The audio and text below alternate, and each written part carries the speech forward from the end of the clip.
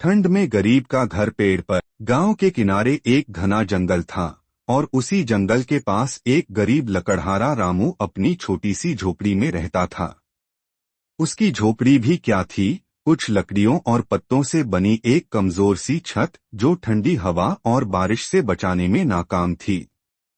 सर्दी के दिनों में जब पूरा गांव रजाइयों में दुबक जाता, तब रामू ठिठुरता हुआ अपने घर में पड़ा रहता। एक दिन ठंड इतनी बढ़ गई कि रामू की झोपड़ी भी हवा के तेज झोंकों से हिलने लगी।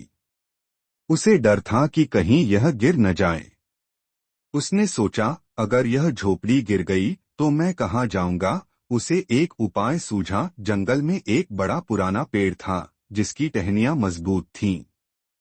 उसने सोचा, अगर मैं उस पेड़ पर एक छोटी सी मचान बना लूं तो शायद ठंडी जमीन से बच सकूं। रामू ने अगले ही दिन जंगल से कुछ सूखी टहनियां और रस्सियां इकट्ठा की और मेहनत से पेड़ पर एक छोटा सा घर बना लिया।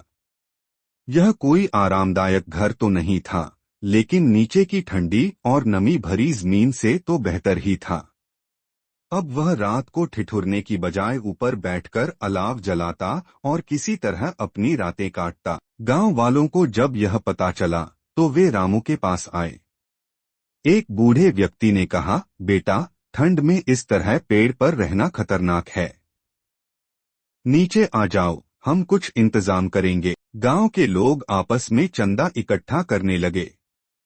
किसी ने पुराना कंबल दिया तो किसी ने कुछ खाने पीने का सामान। कुछ दिनों में उन्होंने रामू के लिए एक नई झोपड़ी बना दी, इस बार मजबूत और ठंड से बचाने वाली। रामू की आंखों में आंसू आ गए। उसने सभी गांव वालों का धन्यवाद किया और मन ही मन सोचा, गरीबी तो थी, पर आज एहसास हुआ कि इंसानियत अभी भी जिंदा है।